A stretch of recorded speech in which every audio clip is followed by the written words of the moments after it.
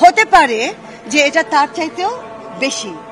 আমরা প্রত্যেকের পাশে পৌঁছাতে চাই, কিন্তু প্রত্যেকের পাশে জনে জনে পৌঁছানো খুব কঠিন কাজ, এটা আপনারাও বোঝেন। কিন্তু আমরা অন্তর থেকে, আত্মার থেকে তাদের কাছে আছি এবং আমরা সুষ্ঠু প্রক্রিয়ার মধ্যে। দেখুন, আমি কিন্তু একটা জিনিস আগেই বলে নিচ্ছি, কাজটা গুছিয়ে করতেই হবে, আমাদের কোনো বিকল্প নেই। এবং গুছিয়ে করতে গেলে একটু সময় লাগবে, আমার কোনো বিকল্প নেই। যারা আহত, যাদের পেটে ভাত নেই, যারা কর্মহীন হয়ে গেছে, তারা কিন্তু এই বাণী মানবে না। এটা স্বাভাবিক। যে কষ্টে থাকে, যার পেটে খিদে থাকে, সে তো আমার এই যুক্তিবাণী শুনবে না।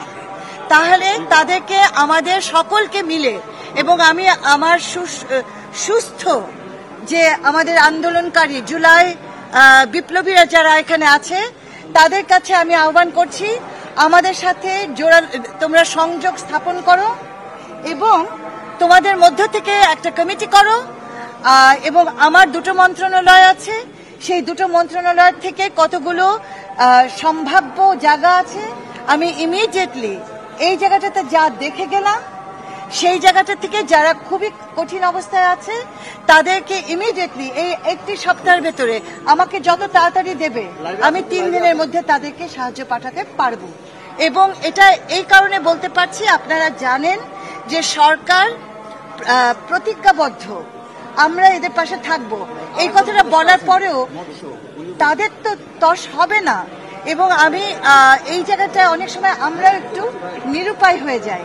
তো আমরা শর্টকাট যদি করি, শর্টকাটও কিভাবে করা যেতে পারে, ডকুমেন্টেশনটা ঠিক রেখে, সেটাও আমরা দেখব এবং দেখছি। এবং দেখেন, সেই কারণে জুলাই ফাউন্ডেশন যে তৈরি হলো, আপনারা কি কল্পনা করতে পারেন যে স্বাভাবিকভাবে একটা সংগঠন 1 মাসের মধ্যে এইভাবে দাঁড়ায়?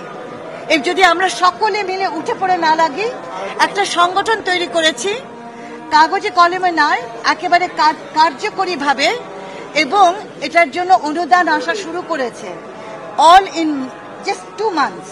এটা থেকে বুঝতে পারছেন যে আমরা দিন রাত চেষ্টা করছি। এই কথাটা বলেও আমি আমার দুঃখী ভাই বোনদের কাছে, পরিবারের কাছে সত্যি আমার দুঃখ প্রকাশ করছি।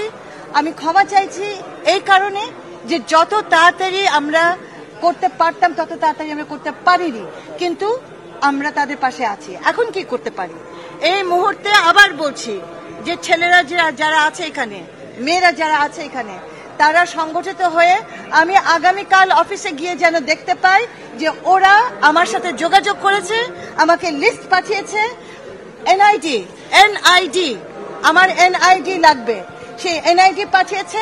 আমি কালকে অফিসে গিয়ে এটা দেখব। আমি ধরে